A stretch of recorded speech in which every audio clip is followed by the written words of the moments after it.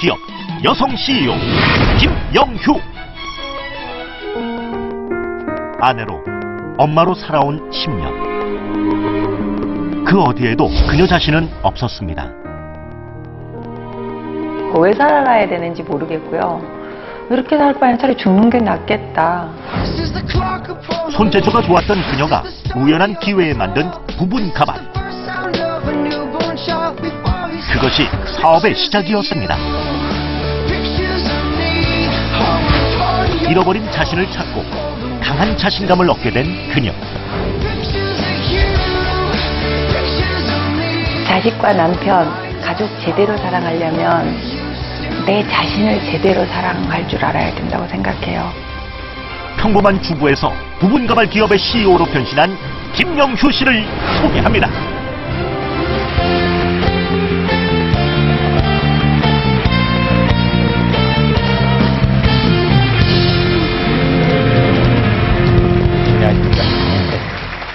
자, 이제 앞을 좀 보실까요? 네.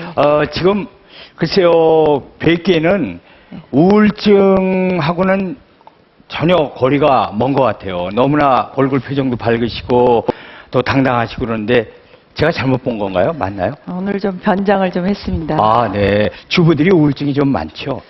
그렇습니다. 네. 근데 저는 그랬는데 다른 분들은 잘 모르겠어요. 그러면 그런 기간이 어느 정도나 있으셨어요? 거의 한 7, 8년, 한 10년 됐던 것 같아요. 아, 어떻게 극복을 하셨습니까? 오늘 그 이야기를 하러 바로 그 왔습니다. 얘기죠. 네, 우울증을 극복하신 얘기. 그래서 지금 사업가로 이렇게 다시 이렇게 태어나신 그 얘기를 듣겠습니다. 오늘 강연 주제가 꿈이 있으면 정말 이거 와닿는 얘기네요. 꿈이 있으면 고생도 즐겁다. 아, 얼마나 좋습니까? 자, 그러면 강연을 청해 듣겠습니다. 강연석으로 이동하시기 바랍니다.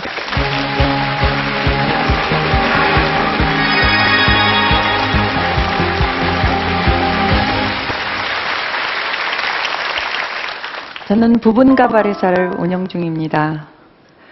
저는 이 사업을 하기 전에 전업주부였습니다.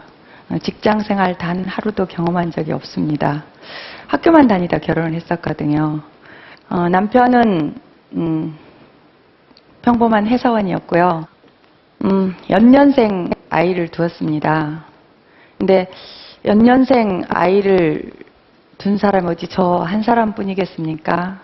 근데 저는 10달 동안 내내 입덧을 했어요. 근데 둘째 아이를 가져서는 그 입덧이 더 심하더라고요. 근데 연년생으로 그 아이 둘을 입덧을 하면서 힘든 시간을 계산을 해보면 한 4년 정도가 됩니다. 근데 그런 시간이 지속되다 보니까 참 많이 힘들었고 답답했었습니다. 근데 중요한 건 제가 이렇게 답답하고 힘들어 한다는 사실을 남편은 전혀 모르고 있었어요. 왜 아내가 우울한지 답답한지 정말 모르더라고요. 일명 남의 편의 남자 같은 그런 생각이 들었습니다. 그런데 그 우울증이 지속되는 그런 시간 동안 주변 사람들이 다 왜 가까이 다가오질 않습니다. 그리고 남들이 이렇게 말을 했어요. 참 그림 좋다고. 남편 직장 잘 다니고 아이들 둘 있고 저 또한 큰 무리가 없이. 그런데 왜 그러는지 모르겠다라고 얘기를 하더라고요. 그런데 저는 우울했습니다. 우리 아이들 표현에 의하면 엄마는 자주 멍 때리고 앉아 있었다고 이렇게 얘기를 하더라고요. 유치원 갔다 오면은 엄마 또 우울해? 라고 아이들이 물어봤어요. 어떻게 하면 이 우울증 탈출할까 생각하는데 탈출할 길이 없는데 지속되는 끝에는 죽음을 생각하고 있더라고요, 제가. 근데 죽는데 아무런 무리가 없는데 제일 걸리는 것은 제 아이들이었어요. 내가 죽고 없으면 저 아이들은 누가 기르지? 라는 생각이 고층 아파트에서 이 발 하나만 내디면 끝인데 나는 왜 이렇게 고달픈가 라고 생각을 하는데 아이들 얼굴을 본 순간 이거는 아니다라는 생각이 들었어요. 그래서 마음을 고쳐먹었죠. 우리 보통 여자들이 결혼할 때 편안하고 무난한 삶을 인생은 목표로 삼고 많은 배우자들을 선택을 합니다. 저 또한 그랬어요. 그래서 편안하고 무난한 생활이 인생의 행복인 줄 알고 살았는데 그게 아니더라고요.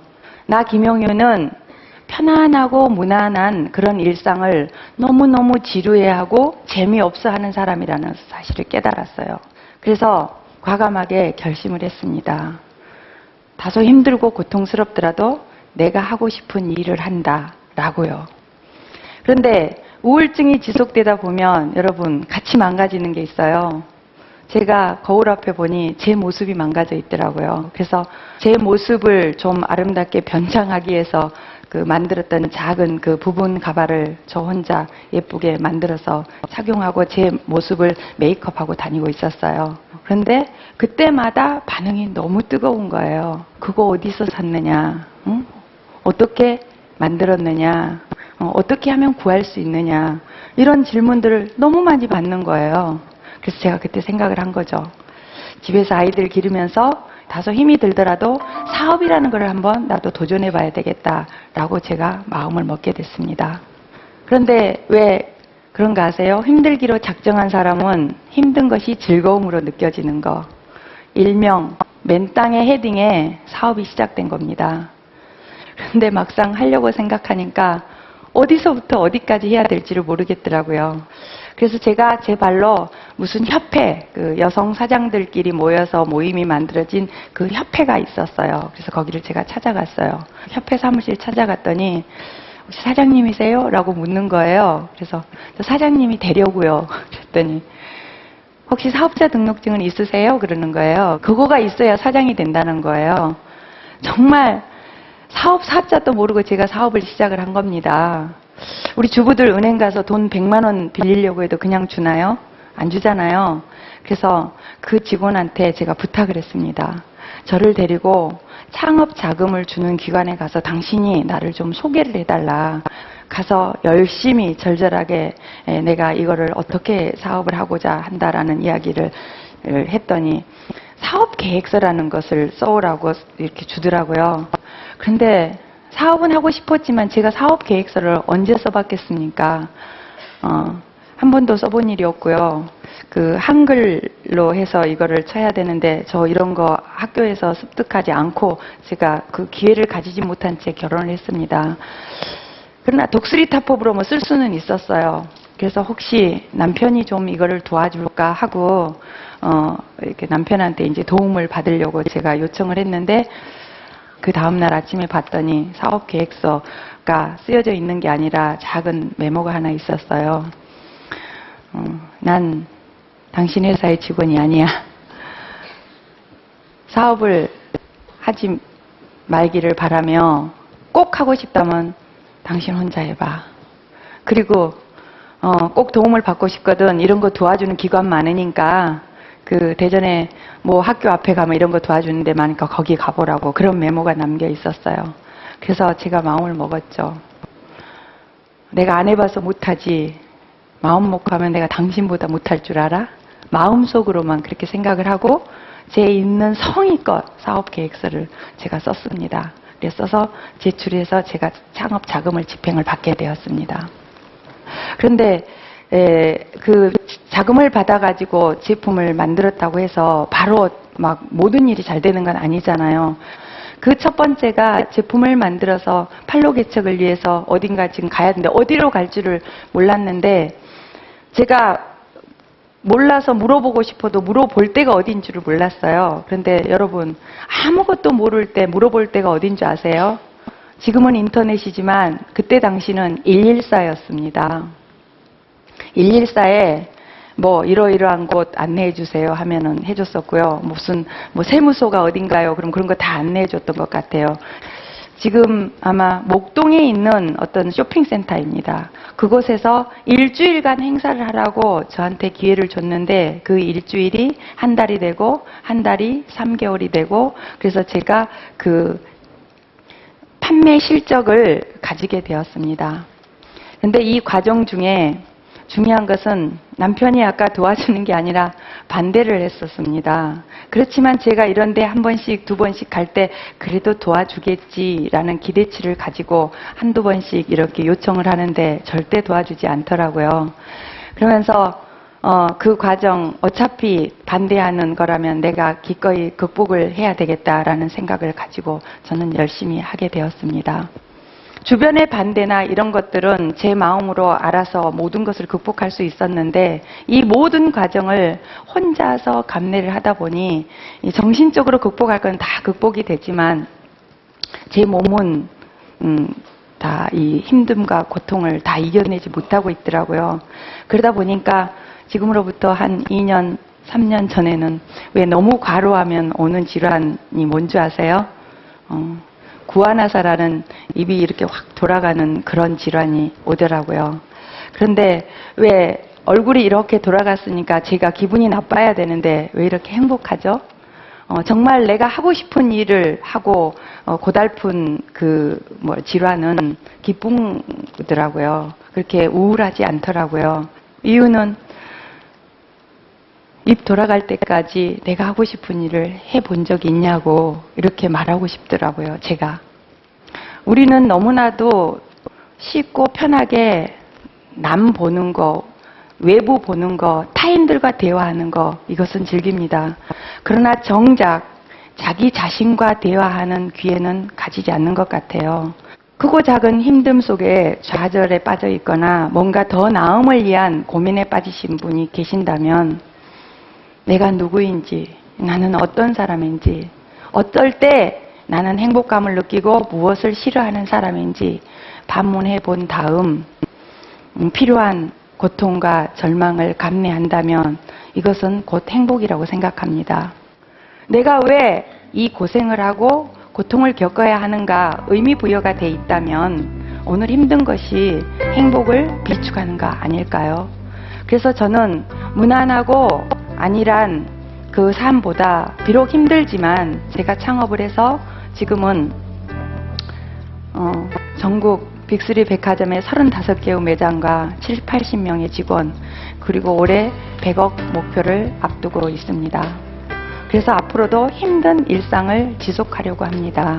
그래서 저는 세상 사람들이 머리에 모두가 옷 입는 그날을 만들 때까지 저의 힘듦과 고통스러운 일상은 즐거운 마음으로 지속될 것입니다.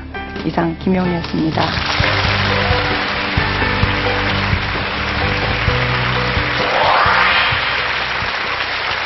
잘 들었습니다. 네, 강연 잘 들었습니다. 요즘에도 그러면은 늘 도전하는 그런 마음으로 생활을 하시나요? 네. 언제나? 네. 그리고 모르는 게 있으면은 아직도 계속 물어보십니까? 누구에게나? 네, 그렇습니다. 네. 직원들이 그래요. 네. 사장님 접신하셨어요? 라고. 신을 만났느냐? 그러니까 계속 그것만 생각하면 그렇죠. 답이 나오죠. 예, 답이 나옵니다. 잠잘 때 꿈속에서 답을 찾아내더라고요. 그러니까 꿈에 심지어 누가 나타나셔서라도 답을 알려주시는 거예요. 네.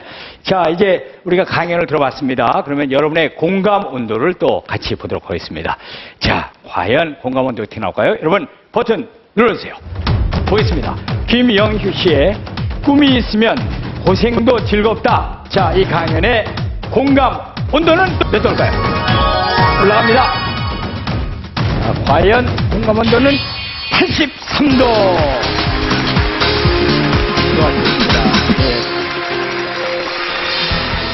절망에서 다시 일어난 챔피언 박종팔. 강연 주제 인생 3라운드 공을 울려라의 공감 온도는 81도. 암에 맞서 싸운다. 태초 먹거리 학교장 이계호. 강연 주제 습관이 곧 운명이다의 공감 온도는 91도. 평범한 주부에서 CEO로 거듭난 김영휴. 강연 주제 꿈이 있으면 고생도 즐겁다의 공감 온도는 83도였습니다. 자, 이제 오늘 강연자 세 분에게 강연하신 점 소감을 짤막짤막하게 좀 부탁을 드릴게요. 오늘 어떠셨습니까? 나는 떨다가 세월 다 버린 것 같아요. 전혀 근데 그렇게 안 보였습니다. 네, 겸손하신 말씀이시고.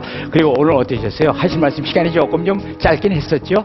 예, 네. 짧은 시간에 여러 가지 얘기를 나누게 된 이런 계기가 된 게 네. 여태까지 머리로 이렇게 알고 있었던 분들이 행동으로 저는 옮겼는데 네. 아픔이 있고 난데 옮겼는데 여러분들은 아픔이 없이 알고 있는 지식을 행동으로 옮기는 그런 계기가 됐으면 좋겠습니다. 오늘 방송이. 네, 잘 들었습니다. 감사합니다. 김영민 씨께서 좀 말씀을 해주시죠. 제 개인의 이야기가 누군가에게 들려줘야 할 이야기가 됐다는 게 너무 신비롭고요. 그래서 계속 자신과 대화하면서 열심히 살아가야겠다 그런 생각을 했습니다. 네, 오늘 정말 감사합니다.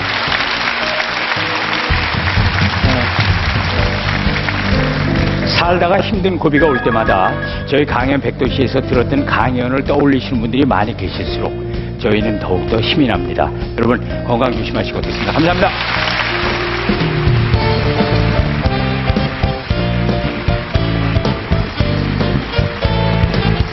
직장은 지금